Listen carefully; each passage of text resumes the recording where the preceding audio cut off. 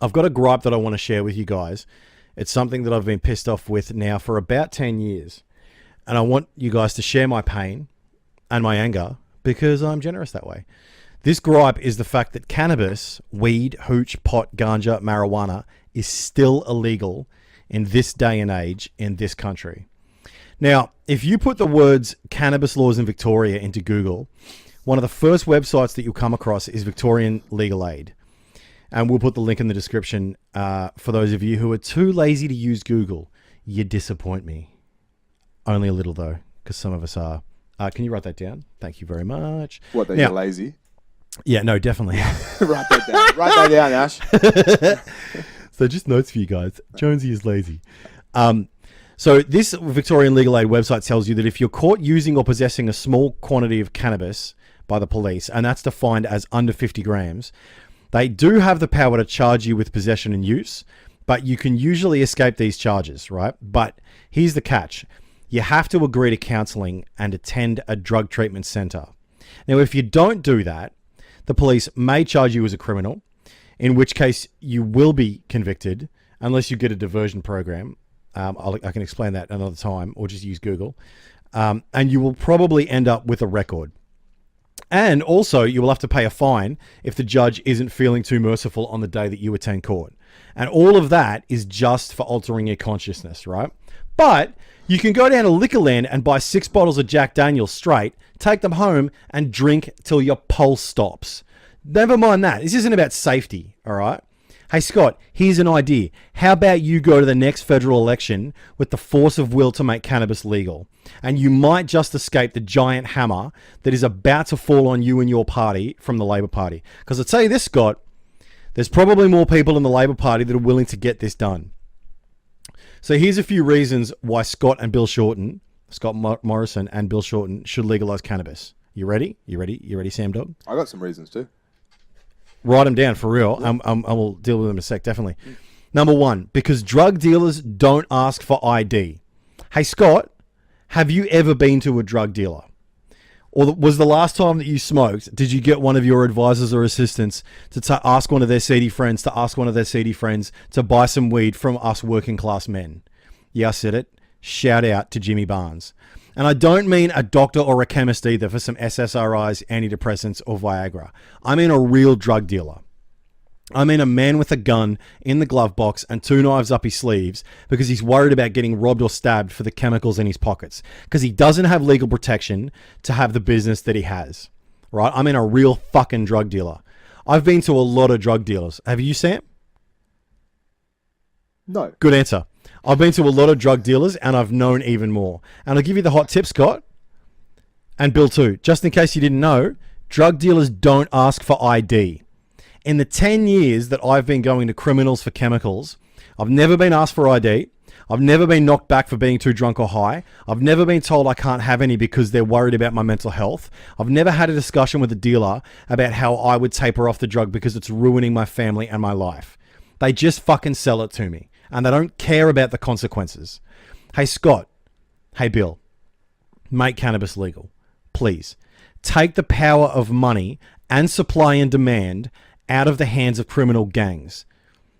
Set the age restriction at 21 and tax the shit out of it to pay for drug counseling, schools, roads, and hospitals. For real. Take money from bikers and give it to nurses, Scott. Give it to construction workers. Give it to Centrelink if you so choose, Bill. Do something with it other than letting these criminal gangs make money and then invest it into shit that they don't need on the black market and launder it through everywhere else so they don't pay proper taxes. And if you don't, Bill's going to run a campaign that says he will. Even if he won't, he's going to say that he will, or his party will. Number 1, drug dealers don't ask for ID. Number 2, drug dealers don't just have weed. They have everything else. I remember the first time I was at a drug dealer's house and he offered me something other than what I was asking for, which was cannabis at the time. I would never smoke anymore because I'm a law-abiding citizen. But in the past, I've definitely been to these places. And the first time I rocked up there and he goes, "Hey man, do you want something else? I got speed. I got Dexies, I got Molly and Special K. I've even got Coke. but that shit'll cost you extra.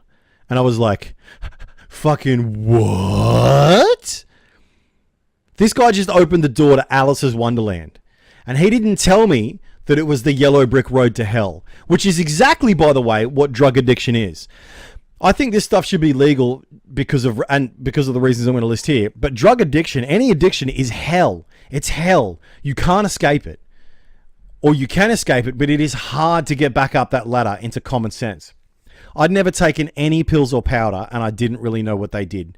But now I've got, in this situation, a guy I didn't really know, without a medical degree, offering me chemicals both of us didn't know, of a purity of which we were both clueless, without a prescription, without precautions, without duty of care, without legal recourse.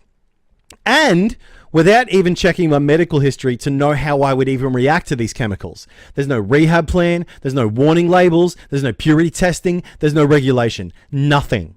Except one of Fat Tony's trustworthy dealers with weed as a side gig. This is the Wild West out here, Scott. The Wild fucking West. And people are dying as a consequence.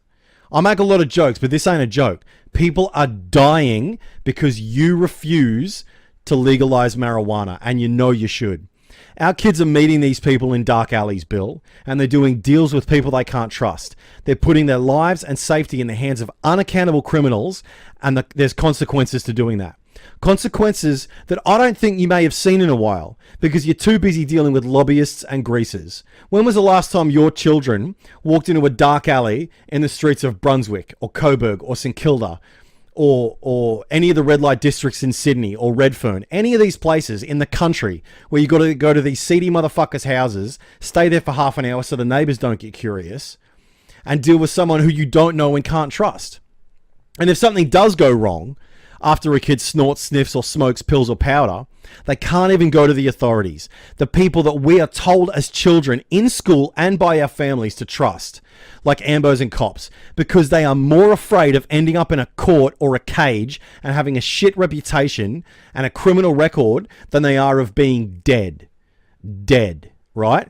This is insane. This is sick, and this is backwards, and this makes me fucking angry. So, to every Prime Minister and leader of the opposition in this country from this point forward, here is a message for you. Every time you refuse to table a sensible bill in Parliament on this issue, and every time you stifle debate and block discussion on this issue, you are sending kids to jail, to court, to hospital, and the morgue. And they are kids that do not need to be there, and they should not be there. They should be in a drug rehab counseling center. They should have support around them. But instead, they're going to the courts, to jail, the hospital, and the morgue. You are abdicating your responsibility to all the citizens of this nation, especially the children and families of victims and people that you continue to make criminals. You are failing as the leaders of this nation and the fathers and the mothers of this nation. You are making criminals out of the sons and daughters of this country and sending them to prison to spend time with and learn from hardened criminals. They learn from these people that they spend time with. Hardened criminals, thieves, murderers, and rapists. You are pissing away police resources, dividing communities, missing out on billions in tax revenue, stopping real entrepreneurship, and giving the power and money to gangs, thugs, traffickers, and criminals. This is what you are consciously or unconsciously doing. Fucking good job, guys. Well done in making Australia a better place to live. Fucking good job. And look, there was a time where you could have said as a politician that you didn't know any better. I will grant you that. In the time of maybe Paul Keating or Fisher, or in maybe even up to John Howard, you could have said as a politician that the studies and that the information says that you should not legalize cannabis because of its damaging effects. That's understandable, right? It is the year 2019. There is enough information out there that you should know better. Get fucking studies done, right? Now is not that time. Now you know better. Now you know better. So start fucking acting like it. Make pot legal, Scott. Make pot legal, Bill. And I will vote. This is a promise. I fucking hate voting, especially because it's compulsory, but I will vote for whichever party makes pot legal. And don't put it in a plebiscite either. Don't push the onus and the responsibility for making decisions for this nation onto the citizens of this nation.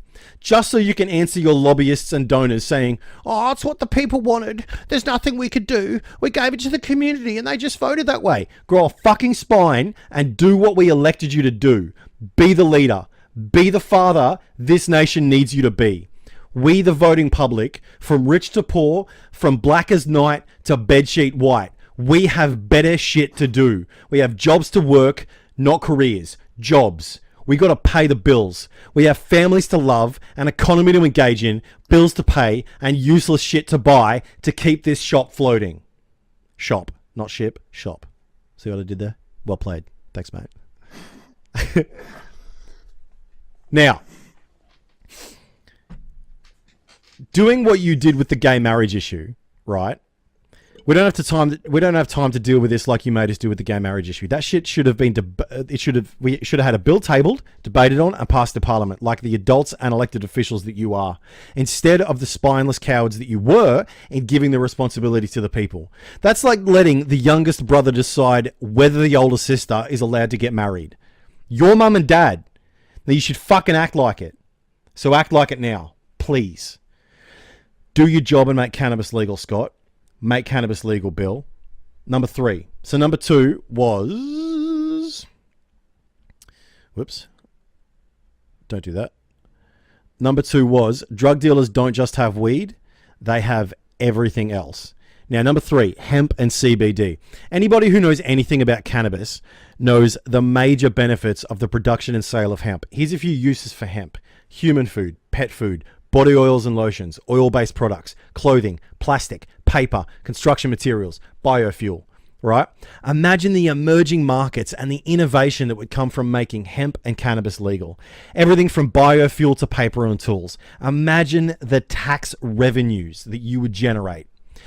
Now, and that's just from hemp, right? Now, the other major benefit of making cannabis legal is the medical benefits of CBD. If you don't know what that is, put into Google cannabis and CBD. If you look this up on Google, you'll be met with a myriad of stories and studies that indicate that CBD, the non-psychoactive part of cannabis, has helped children with epileptic seizures and is also used as an anti-inflammatory. And if you're skeptical of what I just said, and you should be, because I just said it, I haven't given you any details, we don't yet have enough data on cannabis to warrant it becoming an endorsed medicine by the medical community. Right? I understand that, and I'm fully willing to admit that, which leads me to exactly my next point. Number 4, doctors, drugs, and research. I don't have kids. Do you have kids, Sam? No, mate. I don't have kids. We don't have kids. Dog. You have a dog? It's not my kid. Your dog's not going to smoke weed, hopefully. Sometimes I wish he did. Just fucking calm him down a little bit. Fuck. So I don't have kids, but when I do, and when they're old enough to start asking questions about weed, I want them to be able to go to a doctor with or without me to find out the pros and cons of consumption of cannabis. Instead of having to trust the no ID, no duty of care drug dealer, only interested in a profit at my children's expense. And I want that doctor to be able to read and reference peer-reviewed medical journals and double-blind placebo studies on this issue, instead of going onto Wikipedia and hoping for the best. I want to know how much stronger weed is today than it was 30 years ago and why. I want to know the effects of short-term and long-term use on the brain. I want to know what effect it has on males and females of all ethnicities and ages, legal ages. I want a database of information on cannabis like we have on tobacco, alcohol, antidepressants, opiates, and so much more. But we can't have that, Scott, can we? We can't have that because it's still illegal, isn't it, Bill? It's still illegal, isn't it, Scott? Listen, I work between 45 to 65 hours a week, and I always pay my taxes. I don't see why I and people like me can't have a toke if we like. We can smoke till we die and drink till we cry, but the government tells us we can't get high. Listen to that again. I can smoke till I die and drink till I cry, but the government tells us that we can't get high. Make it legal, Scott. Make it legal, Bill, and you will win the next federal election. Number 5, and I think this is the last one, social and societal consequences in the real world. I'm a bouncer and I deal with the consequences of alcohol every night. Drunk men with the devil in their eyes looking to prove that they're a man, or drunk women looking to drown their sorrows and forget their memories. Partying, drinking, fighting, and fucking. All done when they're drunk as a sailor on shore leave. I would love to work as a bouncer in a cannabis bar, right? Right? Where my biggest problem would be blokes trying to break into the vending machine to steal the Mars bars and twisties. All you would have to do is mention the cops are on their way and use the words hot fuzz, and they'd be out of there in a heartbeat. Do you know how hard it is to deal with a drunk patron in a nightclub who smashed and offended that someone tried to touch their girlfriend's ass? Or they smashed a glass on the bar and they're trying to slash the guards' throats because they don't want to get carried out onto the street. It's fucking horrible. And I mean it's horrible. I've met the devil in nightclubs, mate. I've fucking met him. A man who has the animus of anger and rage in his eyes because alcohol allows him to be who he really is without the social restrictions and prohibitions on his emotions. It's horrible. And all because they can drink till they pass out or get kicked out. But weed's still illegal, isn't it, Scott? Isn't it, Bill? So, in conclusion, this is my case. Make pot legal for the following reasons. Drug dealers don't ask for ID. Drug dealers don't just have weed, they have access to everything else. And they are more than willing to give you and me and our children access to everything else. Number 3, hemp and CBD. Number 4, research and studies. Number 5, social consequences. Lastly, Scott and Bill, I know I've been brash and I've been arrogant and cocksure in this video. And to a degree, I'm sorry for that, because I know that you do have a hard job. Look, being the leader of a country is a hard job. Being the opposition leader is a hard fucking job. But I implore you now, please stop listening to lobbyists from alcohol and pharmaceutical companies, religious organizations, and conservative groups who are intent on keeping our sons and daughters behind bars for selling and using cannabis. Instead, allow them to become entrepreneurs, making money and contributing to our communities and the economy. And then tax the fuck out of them to pay for tax cuts for the middle class and public health, wealth, and infrastructure schemes. Please stop wasting police resources and creating more division between them and their communities they serve and protect. Because believe you me, they do serve and protect. Being a police officer is one of the hardest jobs in the world. And to make them do shit that they shouldn't be doing by going up to teenagers and asking why they're smoking a joint, like, it's just useless. It's useless, and it creates division because kids don't want to snitch, all right? Instead, when a 16-year-old gets asked where they're smoking a joint, no, I got it from the chemist, or I got it from Coles, or I got it from somewhere down the road, a legal establishment where they don't use guns and violence. Instead of doing that, allow them to use their time and resources, the police, to follow more important issues like domestic violence, murder, theft, and rape, political corruption, human trafficking and sex slavery, fraud in the banking system, which is very recent, people driving, drug driving, and texting and driving, which fucking irritates me because I ride a motorcycle. And YouTube predators. Right? YouTube predators and pedophiles, sex offenders, etc., etc., etc., etc. There's so many things, there's so many more things that the cops could be doing instead of chasing drug dealers and drug users around in circles. Because the truth is, we are all drug users. Every single one of us. Even you, Scott and Bill, you are a drug user, and that's okay. Some of us just pick the ones that are already legal. So please stop acting like prohibition works. It doesn't fucking work. Anybody who's read any history of the last 100 years knows that prohibition does not work. We've spent trillions of dollars worldwide on trying to stem the flow of drugs into Western nations. And you know what we've got for all that wasted time, wasted lives, and wasted money? Backwards.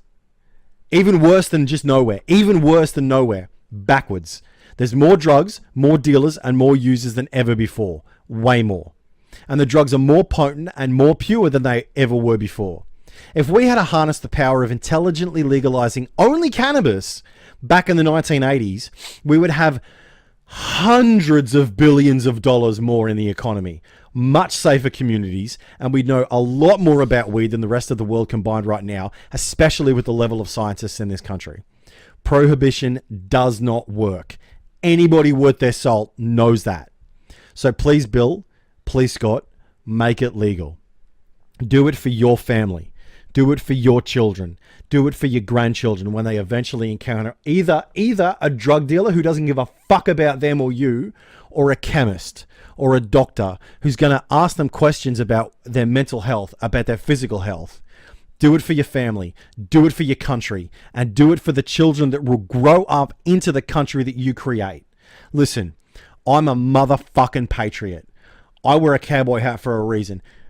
Because I just fucking want to. I love Australia. I love it. This country has afforded me and Sam the opportunity for health and happiness and meaning and knowledge unknown to most people in all history. It is an amazing country. I fucking love this country. I love Australia, especially because I've spent time outside of it. I love it. This country deserves better than having laws born of ignorance and leaders that cannot lead but only follow the past. So I implore you, Scott and Bill, please make cannabis legal and we can go from there. That's it. That was lovely.